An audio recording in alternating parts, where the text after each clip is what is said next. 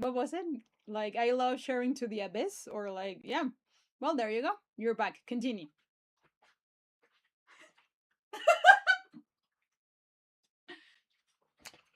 I'm gonna play the James Bond game while you're at it. Not the first time that I've tried to share from my depths, only to find out that it is me and the cosmic void having a conversation back and forth. So, yep. Anyway. Anyway, a couple of you threw questions up, or feel free to resend Copy those. paste. Copy paste. Control V, no Control C, Yeah, Control V. yeah. I think where I ended out was that we just have a language of like understanding okay. what. I have a bird brain. Yeah, yeah. Don't.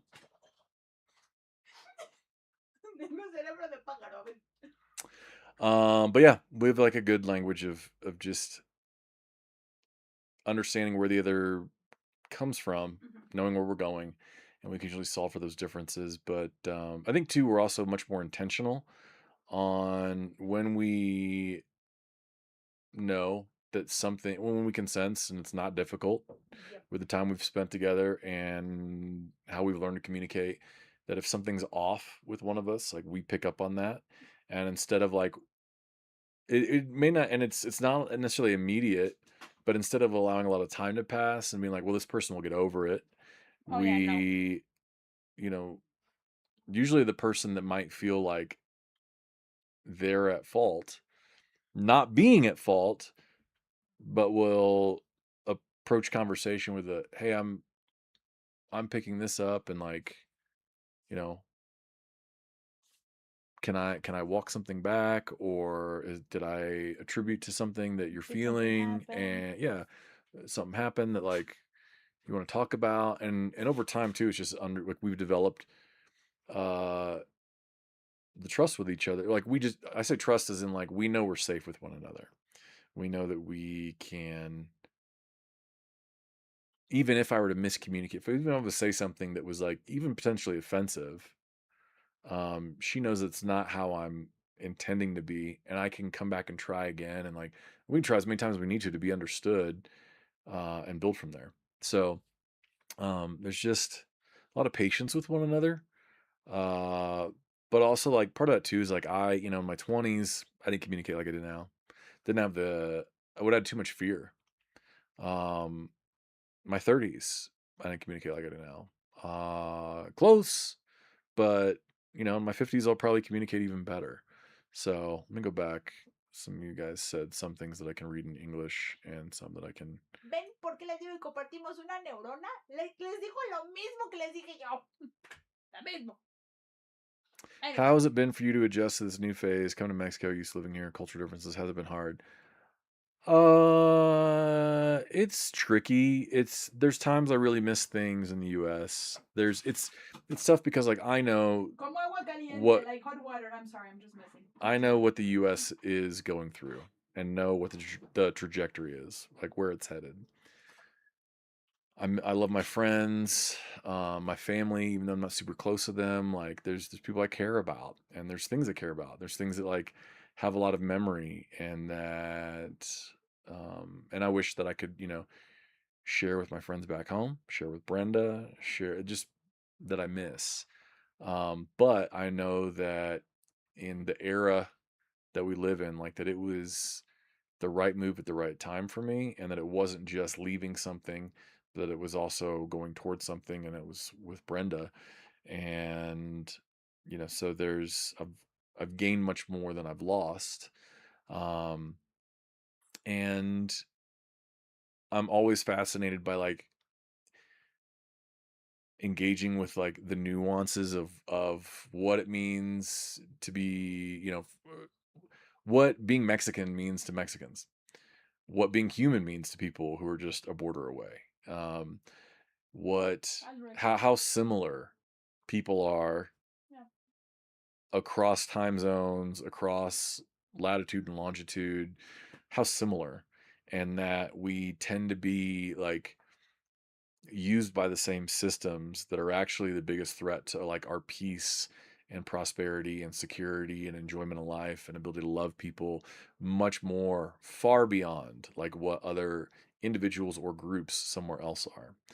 Um, I enjoy, I just enjoy learning. I love to just, I love coming across people that have lived an entirely different life from me.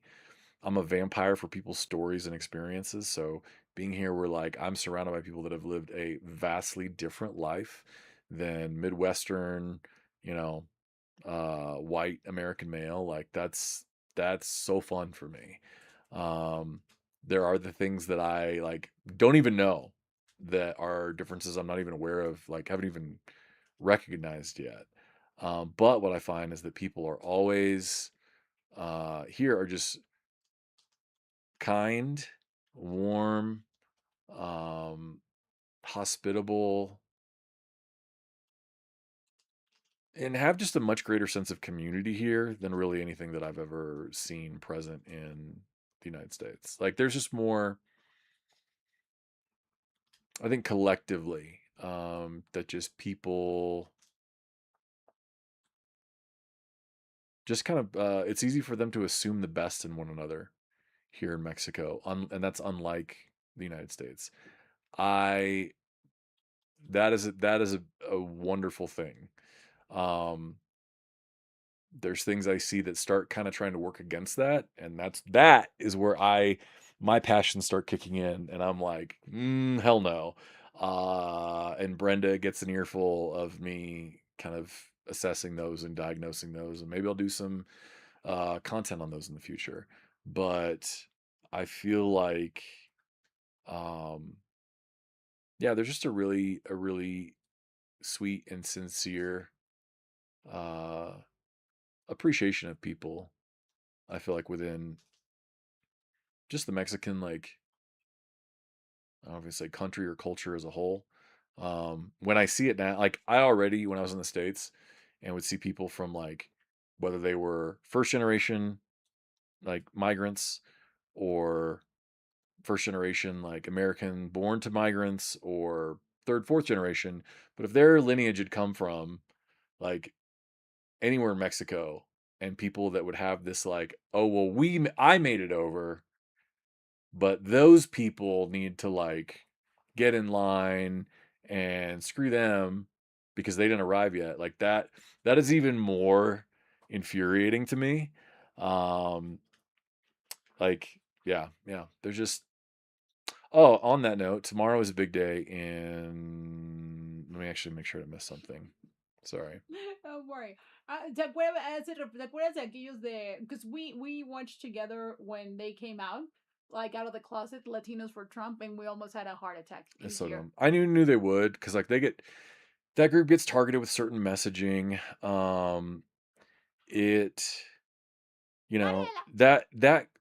that demographic gets targeted with messaging that tells them that they're like a better, like they're the deserving People of Mexicans. being They're there, the yeah. deserving Mexican But Americans. everyone Those else, other no. people Nope. are trying to take what they got.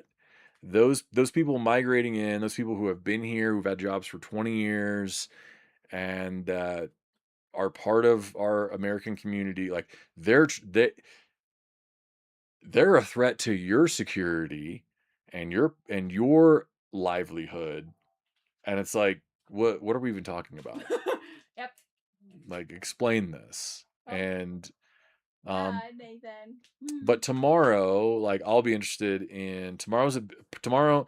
So in the US system of elections, states can have, let me take a step back. The national election day is always in November. It's always the second Tuesday in November. Noviembre. Muy bien. El segundo jueves en noviembre.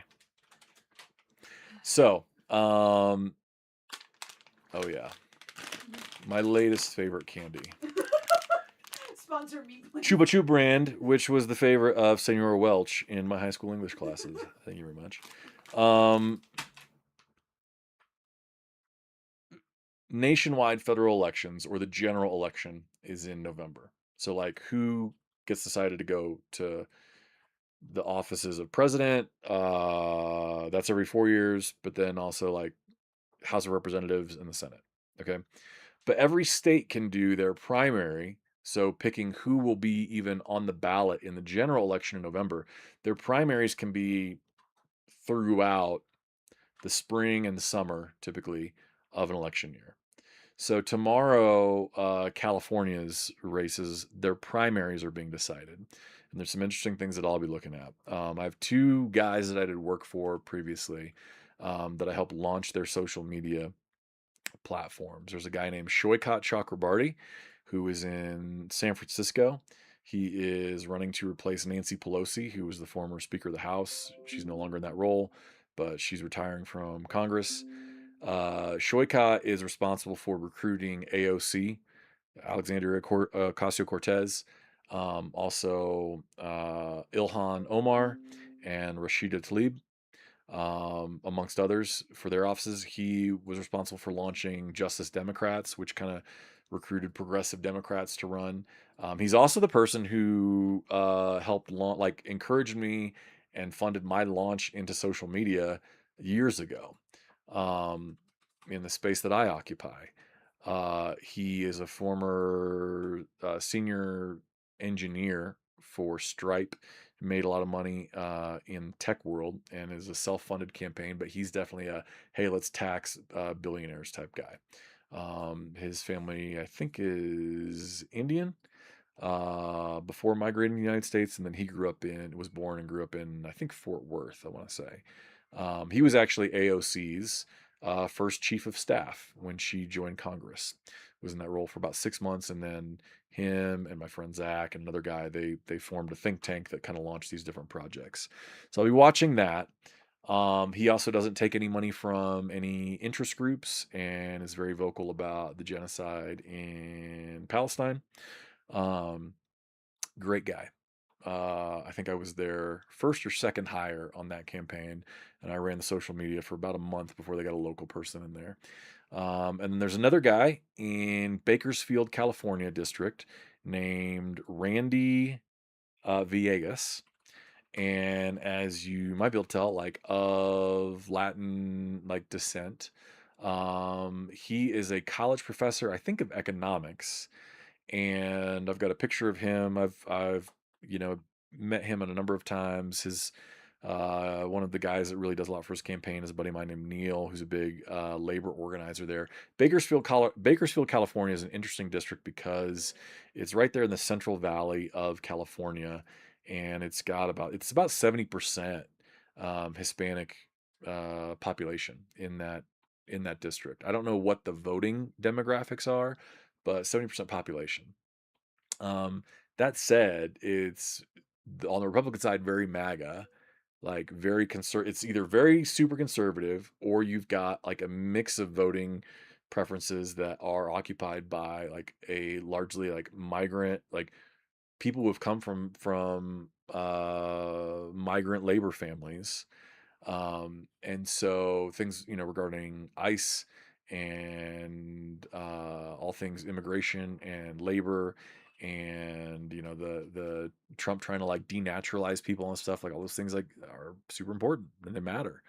Um, Randy, I just was with his like helping his campaign for a couple weeks, but like I've known and been around him and his people for a long, long time, and he's one of my favorite people to see, kind of just that I want to see get into Congress. He is I think the last time I saw him was when I did the Bernie AOC thing there. Bakersfield is actually where I've been more than any. It's another interesting like factoid, and I say these because I think you lost. There's relevance that uh, my work was always typically in the national stage. I'm not a big deal, but I would be in these circles that are big deal. They are a big deal. And working on the big campaigns, working on the presidential campaigns and bouncing around states to do different events, or different Senate campaigns for senators in these different states that were up for grabs. And so during presidential campaigns, especially, I would usually be in swing states a lot or swing districts.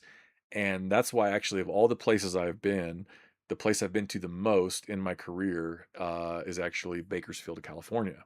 And so the Bakersfield, this town of about, or city of about 400,000 people, like it winds up always being a back and forth district, just because of the demographics and the interests there, and people that are managing water rights and food security and commercial farming, and how does that engage with both migrant workers and also their families that have been born and are citizens here, and all those interests, and the dreamers and all these things. So um, that'll be interesting. Hopefully, both those get through to the general election. California is a little bit different in that, uh, at least in their governor's race, I think it's like this for the congressional races as well, that the top two vote getters go to the general election in November, regardless of party. So you can have two Democrats be on the ballot, and that also then comes into play as far as how interest groups will fund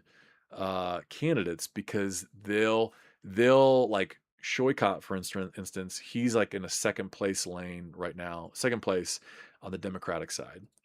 Um, they know in a general election, if it's him versus the top spot, all these other like smaller candidates, their voting blocks will probably unite behind Shoycott. So there's a lot of special interest money going into the third place person, trying to get that woman past Shoycott, so that him being the progressive voice won't be available in the general election. Um, but yeah, anyway, so that's that. And then I've got the governor's running tomorrow. That race, that's an interesting one. There's a guy named Tom Steyer who's a billionaire, but is actually one of the few like benevolent and very progressive billionaires. He made his money in a lot of hedge fund operations, but has really tried to spend that on climate initiatives and progressive causes. Um, and so, actually, one of there's a video, I think Brenda showed it one time, where I'm at a Ro Khanna rally in Bakersfield, getting ready to introduce the person who is Ro Khanna's a congressman from the Silicon Valley area. Um, this woman Elizabeth, she's kind of been a mentor of mine at different times, and she was his political uh, captain, basically, and or political director. Sorry. Well, she's now working for Tom Steyer in this governor's race. And Tom Steyer's body man is a friend of mine that I've done campaign work with one on one as a partner, for some other causes like reproductive rights and addiction recovery. Named Mustafa, and so he's also involved there. So I've got like some personal ties with a few different campaigns, and excited to see what happens. Anyway, that's way more than you needed to know, but that's, yeah, I could talk about a lot of it for it's here's the thing. Why I sometimes, and while she'll let me go on, why she will let me go on these rants. Uh I want to make a video soon for my channels, because I will probably try to at least do some content in Spanish, because this is where I'm at. And I want to at least try, it helps me learn. Um But why I explain these things and the value that I see is because this idea that keeps coming back to me is like, you may not think a lot about what happens in the US. You might, probably not nearly as much as what happens in Mexico. You may not, it may not matter to you in your day to day. You may not see it as being very relevant, but it's incredibly relevant. And whether you think about it or not, the people that are pulling the strings in the US absolutely are not done thinking about you, because there's people you know and love that are in the States that are being put through horrific conditions. Uh, on top of that, you know, Mexico's basically the Poland to Germany in the 1930s. You have the most powerful military and economy in the world. That was, or was redundant. The world's most powerful military and economy that will continue to need to gobble up resource. And we've seen them do crazy stuff already. Seen my country do stuff. Venezuela, now Cuba, Iran. Like, they've already advertised that could be in the US interest to destabilize Mexico, to destabilize. I mean, there are active propaganda campaigns, and they don't even hide it anymore. And they talk about it. It's out there. Honduras Gate is a thing. You can look it up. That sowing discontent and sowing division in Mexico, for instance, that's a top priority for this administration. And there's a lot of people that would make a lot of money from seeing that happen. And so I say these things because the more you know how the American system works and where its strengths, but also like glaring huge weaknesses are, or where the system has been abused and now collapsed, helps you understand why it's important to pay attention, but also to communicate these things to people that you can communicate with far better than I can. So there you go. Do I miss working on campaigns? I do. My one of my favorite things about working on campaigns was or is like it's a really unique lifestyle, I would say. It's fun because like honestly probably so Brenda's over here, she was saying like, oh, I'm gonna play the James Bond game. I think honestly one of the things I loved about it the most is like it was a there's an element of like a James Bond lifestyle to that type of work because I would go and it's not like it's unique to this, but there's a few things that I'm wired for. I love discovery. I love people's stories. I love seeing things. I love discovery and creativity, and I love communication, and I love like putting my effort in things that I see have intrinsic value, like people's rights, improving people's lives, um, preserving peace, and so I got to do all those things. But on top of that, like I'd have the home office. Um, like on the Bernie campaign, I would, you know, have an event that is like the coolest thing to be at in an area for quite some period of time. And all these people that come out from across all different walks of life to come like support a common vision. And that's really encouraging. And it's like some of the most American type stuff I've ever been around. And I mean that in the true sense of like a pluralistic, like all the many understanding that no matter where they come from, they can contribute to like a shared dream and also benefit from it. That's a very American idea and image. And so to be involved with those things is life-giving. But I would get done with an event and I would already know, like, okay, as soon as this is done, I'm going to the airport. Someone's already booked my ticket. I get on a plane. I fly to the other side of the country, and then someone's already got my car, and I pick up the keys, and I'm off, and they're checking my hotel. I'm not gonna worry about any of this. And I go places, and people are excited to see us arrive because they know this thing's coming, and it is a whole lot of planning. Like, it was intense. It could be very stressful, because we would get to a site, like I might get to a city and in 4 days I have a rally of 15,000 people happening, and I'm like, where is this thing going to be at? And they're like, that's a great question, you should find out. And the first 2 days are just looking at places to figure out where can I get somebody running for president, and all the security and all the vendors and all the press, and how can I keep them on 3 separate paths, and how do I make this thing look good. And like it is stressful, but then the thing happens and it's like it's so rewarding, and you see the stuff that comes out of there where people are so encouraged and enthusiastic and have hope. And that's like um that's it's fun, it's just great, it's a drug. And on top of that, like I would get so many good snapshots of the country in such a rapid, like in such a short amount of time, and like what America means to so many different people from so many different perspectives. um I'll tell you a story. Like the first event I ever did, yeah, a lot of logistics, and it's a logistic job. We refer to it as advanced work, but that also got me into the organizing side, and that got me into the social media side, and like all these different things. But like typically, it's just one lane I'm going to be running in when I'm doing stuff like that. Um, And sorry, I'm gonna get to my story in a second. I'm just catching up on comments. Neighbors, of course, like affect us. Yeah, yeah. Thank you for the kind comments. All right. I don't know if I told you the story. I may have told you the story. The something that stuck with me. I was thinking recently. I'm hoping to make some posts for tomorrow for the election day in California. I was thinking about how like I've been on campaigns that have no problem spending like there one of the reasons why you don't have like here's the deal. I'm sorry, I'm zooming back. I'm zooming out and I'll bring it around. Like this will make sense. There's not as many voices that have done this type of work that will tell you like the system has already collapsed. I am telling you that. I will say the reason why you don't have that many people that will tell you it's already gone and short of revolution, I don't know that it can really be brought back, is because there's a consultant class, people that would typically be above me.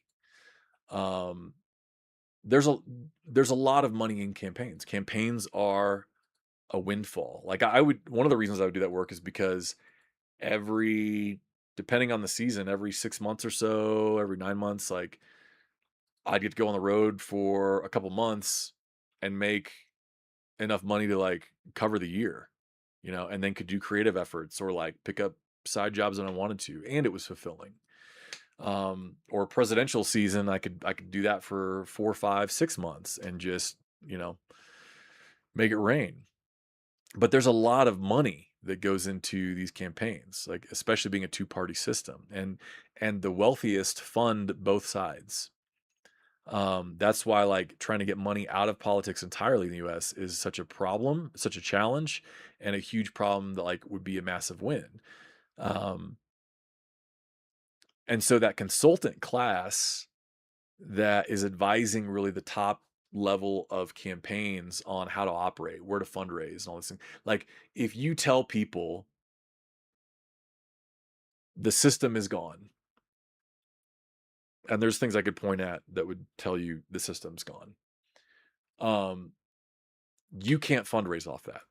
I can't tell you, hey, no matter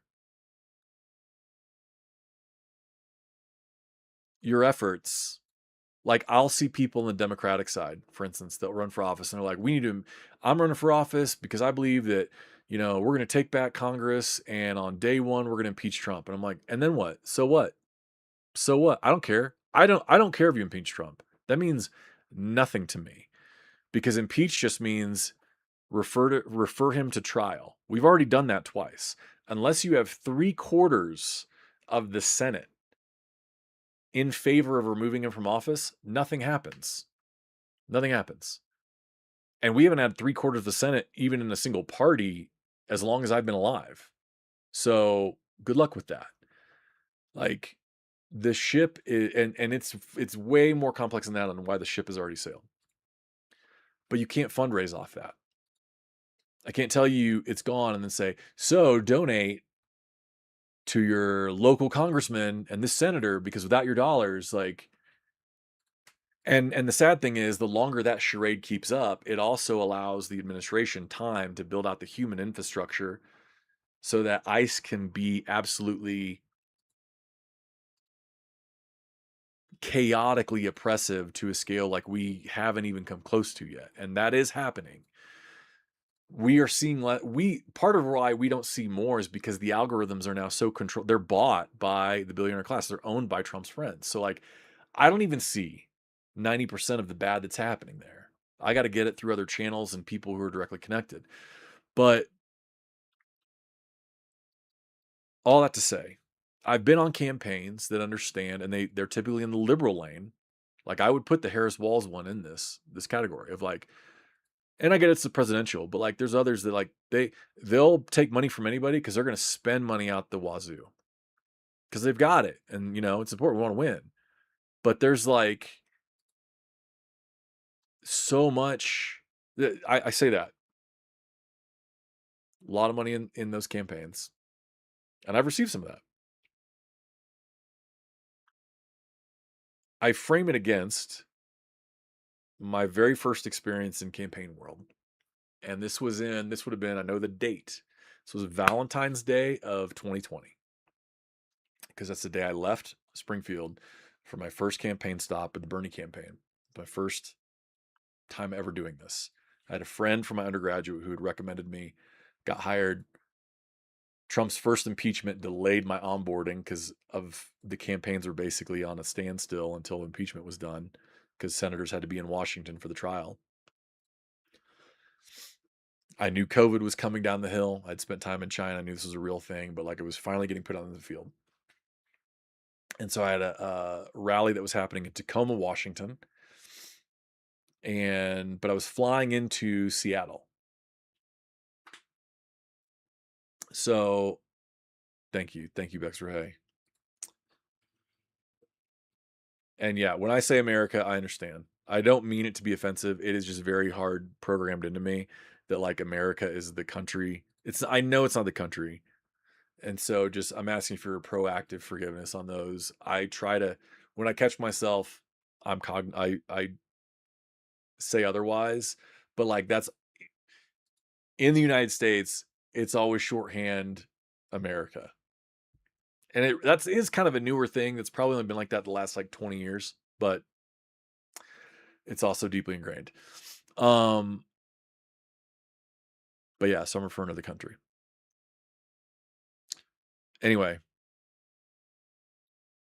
I get to Seattle. People walking around with masks. I had brought masks myself because I knew it was legit. I realized like, oh man, actually, the day I arrived in Seattle, the United States had their first reported case of COVID in Seattle. And I was like, oh, cool. I'm at ground zero of the zombie apocalypse. Here we go. But it's about a 45-minute drive from Seattle airport to Tacoma. And so I didn't know, I hadn't really planned for like, I thought someone was picking me up from the campaign. And I landed and they're like, no, just get an Uber and you just get reimbursed. So I'm like, okay, well, let me figure that out real quick.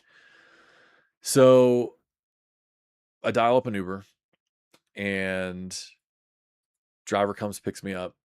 And that may have been the first time I actually rode in an Uber, because I just got I got in the passenger seat up front.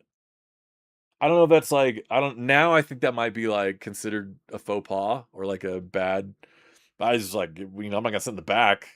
This isn't a taxi.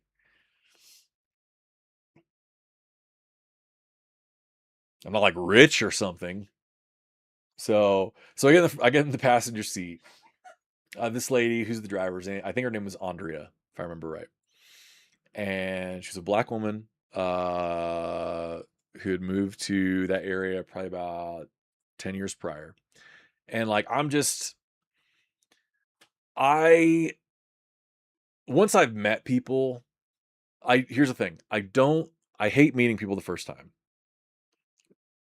In my ideal world, I'm large enough where Brenda could wear me like an Iron Man suit, would control me and say hello to people for me. And then she would exit and tell me, it's okay. You know each other's names now. And then I could do great from there. This is why you and I are great together. Yes. For me, the easiest thing in the world is just to go up to just random strangers. Yeah, you say I am not the social butterfly. It's that one. So, but I've already like met her, and so I just love to dig in. I just like to ask questions like how people got. I just find that everybody I come across on when I do that work, especially anytime I get to go to new places and like the people I meet, and it's part of my just like Enneagram 4/5 personality. Of I'm like, hey, of all the galaxies and all the solar systems and all the planets and all the countries and all the cities and all the people and all the things, like here we are, the stars have aligned. Like you're a unique person. What have you experienced that I might find fascinating? Like I could talk to the garbage man about why their job is just like so uniquely cool and be wowed. Not lying there. So I'm just asking Andrea, like, like just her story. And she starts talking about how she is a full-time um, in-home caregiver and works a lot of her shifts doing hospice work. And she's just a kind person. Um, and she said that she also is, helping take care of her mother, who I think her mom lived with her. And I'm putting together like, here's this woman who is gentle and kind and compassionate, and she does like some really hard she does hard work, like physical work. She does some very demanding work caring for people at their lowest. She does like this work that is also like emotionally taxing, because like she sees people pass from this life on a regular basis, works with those families that like that's a lot. And on top of that, she is driving for however many hours a week to make additional money, because like life's that expensive and she needs the extra income. And it's like this woman has degrees and professional certifications and does this work that is like I mean, and it doesn't afford her like a just a enjoyable existence. That's weird. That's weird. It doesn't seem right. And she asks like what I'm doing, and I say, "Oh, I'm here for this. Like, I'm just joining the Bernie team. Like, I'm really excited about it, but man, I'm nervous. And like, we're gonna do this rally." And she's like, "Oh, I'm a Bernie supporter. Like, I love Bernie. Like, I was formed in 2016." She's like, "I saw the I heard there was gonna be a thing in town. I was planning on going to it." I'm like, "You should definitely come. Like, would love to have you. Like, I'll try to let me see if I can like, I don't even know how this works, but maybe I can like get you guys, to whatever, seated somewhere. Who knows?" And she's like, "Yeah." She's like, I really love Bernie." She's like, I gave like $40 a couple weeks ago to this campaign. So like, I'm really in it, just so you know." And like all of a sudden it clicked for me, like this woman who does difficult taxing work that I could not do and wouldn't want to do. I could not emotionally handle that. And she does more than that, trying to make enough money to like cover the spread and have a decent life. Believed enough in the work that I was a part of to create something that people could believe in, that like we could together make life better for everyone, regardless if they saw things the way we see them or not, that like people are worth that and that effort. Like, and she gave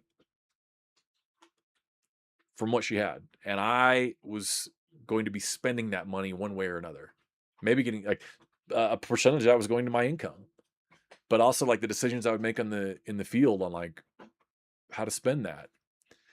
And I'm already somebody who's like very pretty frugal. Like I can squeeze blood out of a nickel. I can triage and make things work and get a lot out of a little. But I was like, that always stuck with me on like, I have to be so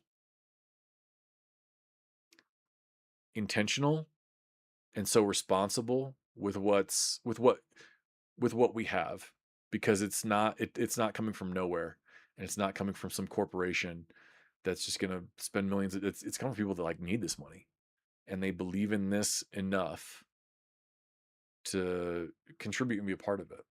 So anyway, that's always stuck with me, but it's things like that. It's those experiences that shape, the effort and the decision making and the, all that stuff. So anyway, yeah, I miss it. It's fun at the same time too. Like now I get to learn about, Mexican politics and South American politics, and the US takes up such a big in the US politics take up like the overwhelming majority of your like attention span, that even being somebody who's intentionally dialed into what's happening in other places of the world, you just still only get a fraction of it. And so the silver lining is it lets me be more, I can be more dialed into how some of the problems that the US had that led to now are starting to really sadly take root in other places, in South America, in Central America, in Europe, um, and try to figure out like, okay, what do I know? What do I have to give that might be able to like help, hopefully, pump the brakes on some of that. So, yeah, that's the scoop. Let's see here.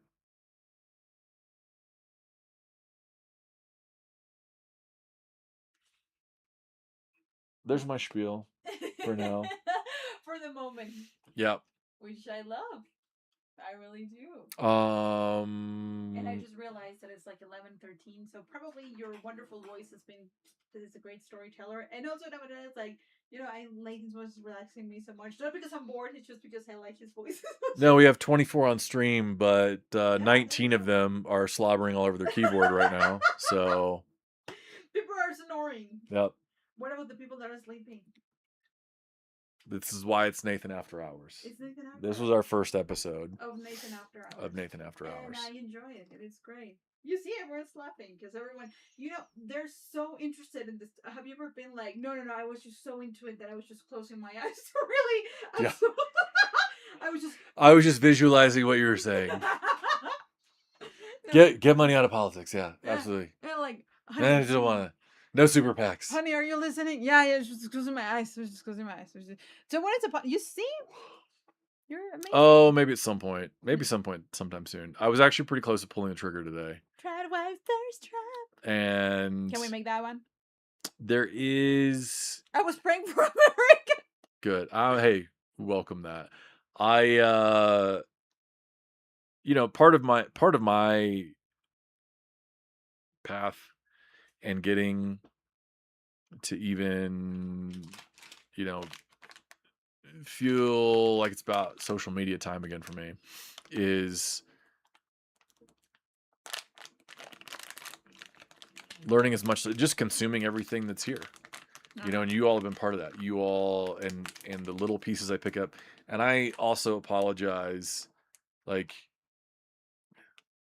obviously there's not a lot I can do about it except learn as fast as I can. For those that leave comments in Spanish that just kind of blitz by, I glance at them, I pick up some, not all.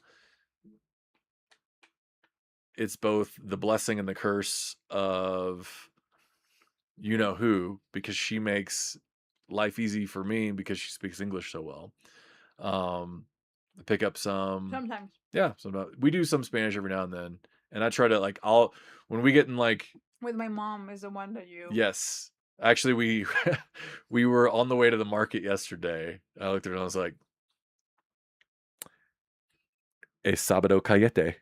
And she just cracked up. Well, my mom, shut up Saturday. Shut up Sunday. My mother. Anyways. Or yeah. Domingo caliente. That's right. Domingo. So yeah, I'll probably get yeah, you guys are welcome to follow me. Absolutely. My content is I'm glad you asked. Is pretty, and it's intentional, and it's from my actual core beliefs, but they're not why I drill on this thing about God's grace and some of these things in Christian texts that are abused is because I've seen and I know that if they're put in the right light and context, that it helps this majority of the minority, this majority of the conservative bunch that would say, oh, well, we're Christian and we're for Jesus. And I'm like, really? Because you never talk about Jesus. You don't even talk about Jesus in your church. You talk about God, but you don't talk about the unique identifying factor of this faith. And if you did, it's a very different value set than what you've claimed is the one you're under. Like, the hypocrisy becomes very evident. I was just talking to before I came in, I was talking to a buddy of mine that I hadn't talked to on the phone the last few months, filling him in. And he's actually probably my greatest example that I've seen that was like the poster child for conservative movement. I call him Rip because he looks like and sounds like and has all the bells and whistles of the guy from Yellowstone. And that guy, once he started thinking, wait, I think that God is better than I assumed. I think that Jesus is better than I've been told, and that like the pressure's off me to perform. Wow, now I see that I actually am pretty free to like love really aggressively, and that all these people that I thought were my enemies are actually just trying to live life, and we're actually going the same direction. And I really enjoy these people, and like I feel like I've been lied to my whole life. I'm like, you're not wrong. So as long as you understand that about my content, then I think that's the lens to have, and the how to hear that and consume it. Um, and I'll still probably make some of that, but I'll probably also start getting a lot more. I'll probably be more free with a lot of my political content because I held off on a lot of that, seeing what was coming, knowing like if I build a profile and actually amass a platform that is talking about the things that I know, and I'm also coming from an anti-Christian nationalist lane, and I have any sort of success with that, I'm gonna have a much bigger target on me much faster, and I may not see things coming until it's too late. But So what about smut books? smut books. I mean, if there's money, if the money's good. But what about, naughty books? What about naughty books? What about? I'm glad you asked. That's what we want. Reese's. Reese? Mrs. Rhaenyra? No. What's the R person's name in your Court of Whatever books? Rhysand gazed longingly into the eyes of Feyre while he withdrew his dagger from his long and elegant scabbard. Locking gazes, fluttering lashes, Go deeper. and sincere, There you go. There you go. fixed brows, beckoning her to a world of unbeknownst.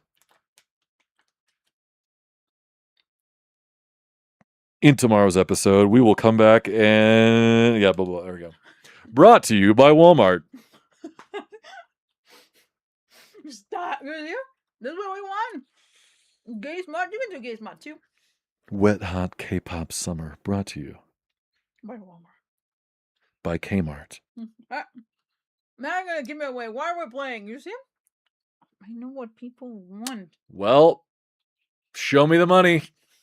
Show me the money. I will read the phone book.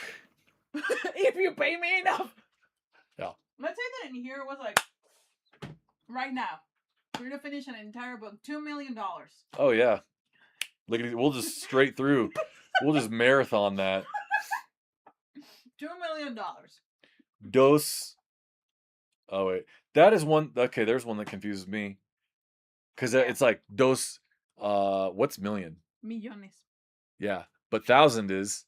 Miles. Yeah. And so I'll hear like, 2,000. And I'm like, oh, 2 million. Oh, no, it's 2,000. And just like, okay, whatever. Anyways. All right. Okay. Well, that was Nathan After Hours. I'll let you wrap this up. Of course. I think you should I'll sit behind you. Oh, somebody. ¿Para qué los dejas ahí? I know that it's hypocritical of me, and I don't care.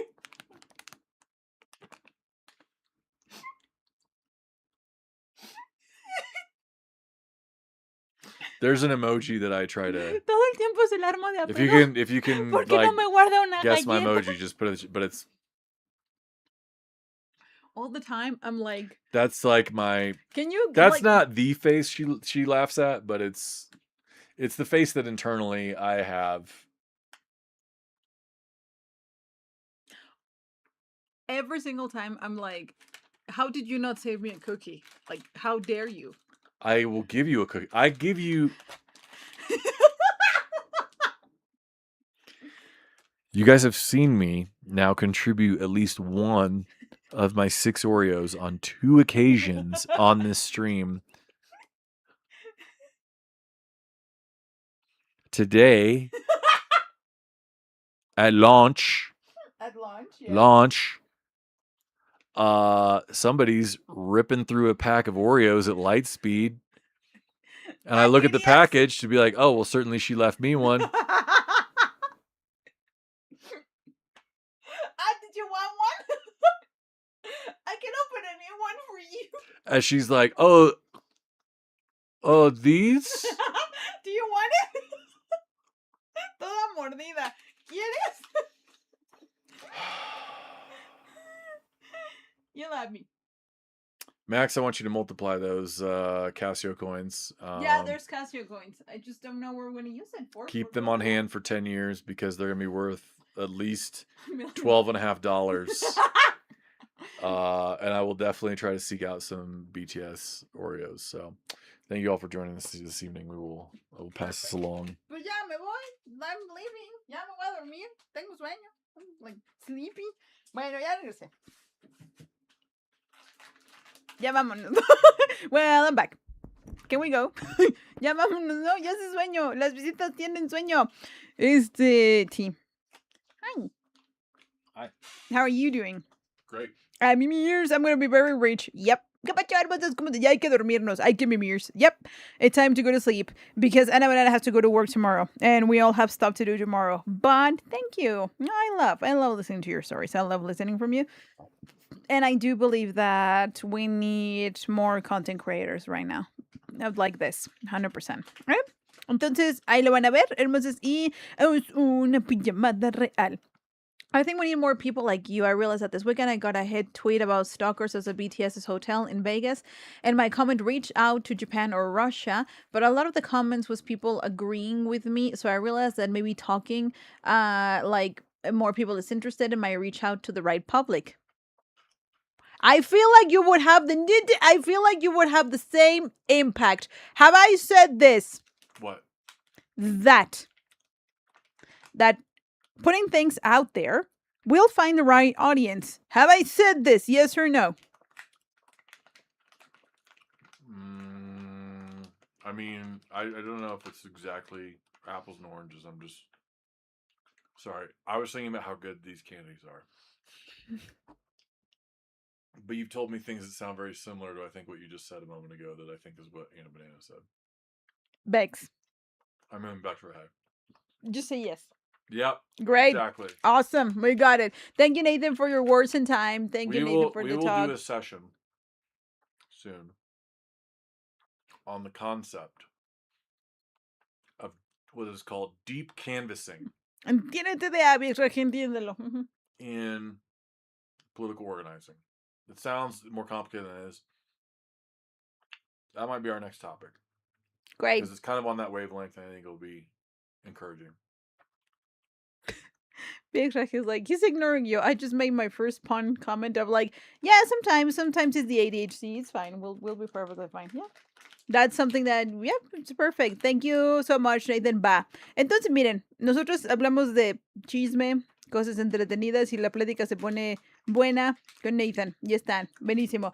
So, que pasen buena noche, hermosos. Have a good night, everyone. You already said good night to everyone with your smart audiobook, but no será hiperfijación. Le pasa de las dos. Le pasa de las dos, Max Alejandro. Pero no, o sea, hyperfixation. He can get hyperfixated on something. Yep, that's for sure.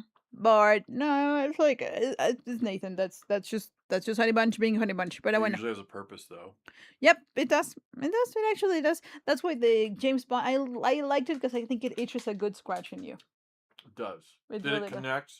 Do you understand? Because it's like you get to go to different places in the world. Yeah. And like stay out and like it itches a good scratch in you, 100%. Pero bueno, pórtense muy mal, hermosos, ¿vale? Besote, abrazote, que descansen. Mañana, no, pasado mañana. Nos vemos el miércoles. My adoring fan. Pórtense muy mal, hermosos. Las amo mucho, los amo demasiado. Gracias por haberse quedado un ratote. Say good night, everyone. No, say good night, you.